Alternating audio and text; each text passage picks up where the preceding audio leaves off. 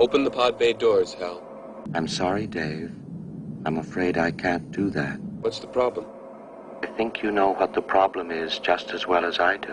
What are you talking about, Hal? This mission is too important for me to allow you to jeopardize it.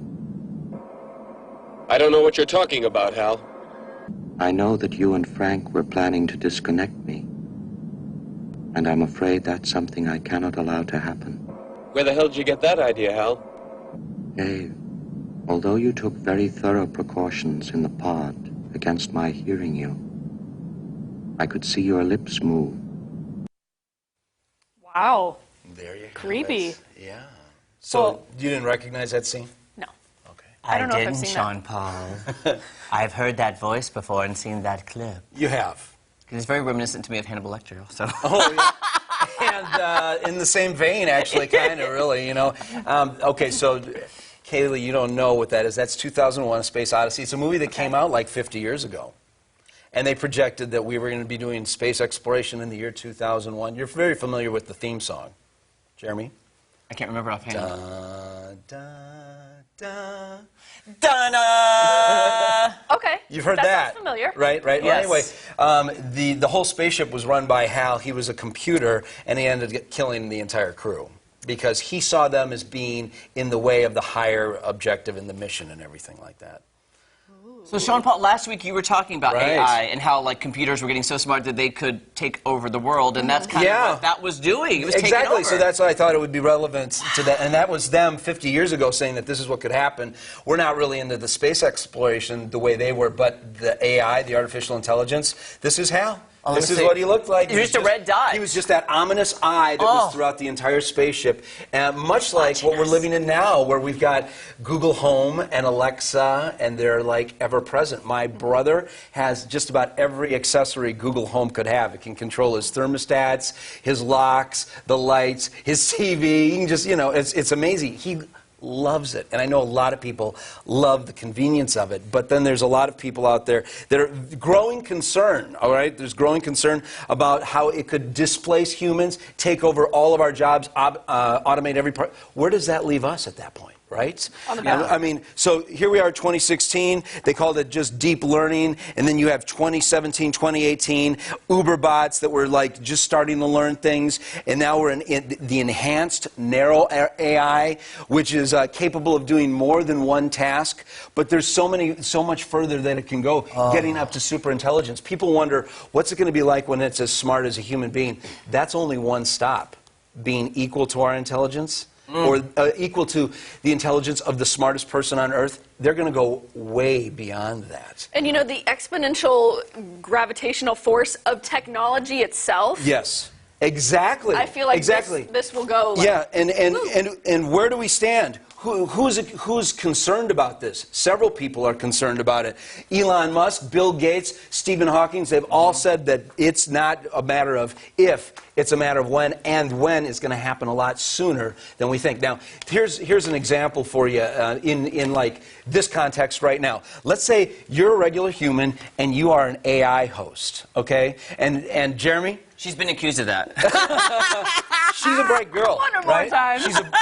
She's a bright girl. All right, so let's, you know, have you ever been after the show and gone, oh, I should have said this? Yes, yes, Well, yes. we all have, right? And in your profession, it's critical that you can be in the moment and spontaneous. But if she was AI, you're doing your normal thing, every sentence, she would have basically the equivalent of a whole year to think through all her options, process every possible scenario. She would come across as being brilliant, and it would be impossible for you, well, she is.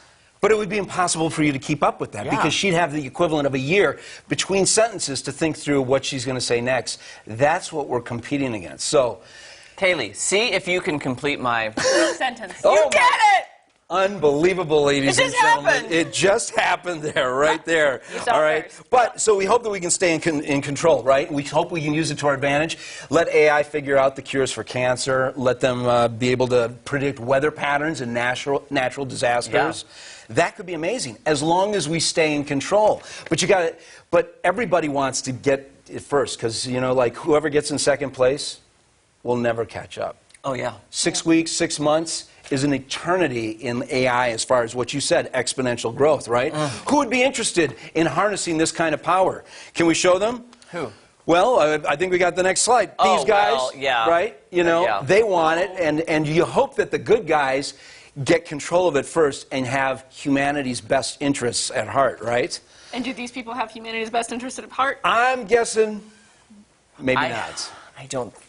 Probably this guy. He'll do the right thing.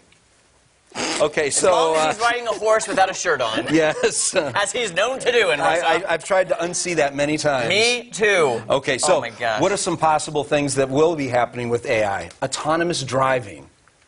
I'm kind of in favor of that. Yeah, all right, so here we got Elon Musk, and this is his Tesla car. Look, can you imagine just sitting there? Your car is taking you to work. And he's announced a taxi program that will change everything. Imagine you have a Tesla, which is a nice, sweet ride, right? Yeah. And you're just sitting there, you're going through your notes on your way to work because you don't even have to drive, Right. Then you pull up to the studio, you get out, and then your car leaves and goes to downtown Springfield and is now on an Uber program and is doing autonomous driving and a taxi service for people throughout. They're booking your car, and then your car is working for you while you're at work. Oh, I mean, if I'm getting the money, then... Exactly, your car will We're in pay business. for itself.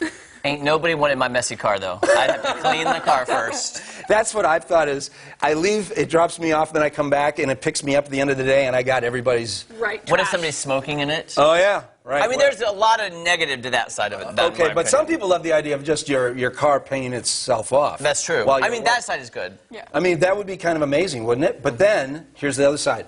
You got people that do that for a living. Uber drivers, taxi drivers. What happens to them? Well, you know, the first thing that came to my mind, Sean Paul, sorry to derail, was, have you been to Walmart recently? No. Everything's self-checkout now. Oh. Because Yeah. you talked about the Uber drivers being out of work, You're but lucky, there were you're lucky slides- if you get one cashier. cashier open. There were slides that I had that I didn't put in the queue, but just the kiosks at McDonald's and the robotic fryers. Yes. So, you know, people say, we need more money, and if you own the McDonald's franchise, what are you going to do?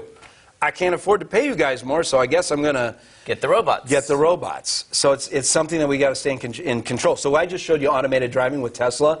Do you know who the biggest casualty might be? Who? Car industry? Well, we just said the car. And you know, they're testing the autonomous cars. 15 people have died, have been killed by the testing. And they're saying that these cars have to drive like 2 billion miles to get all the bugs worked out, which makes sense, right? Yeah. Okay, but nearly 1.25 million deaths happen every year from us behind the wheel.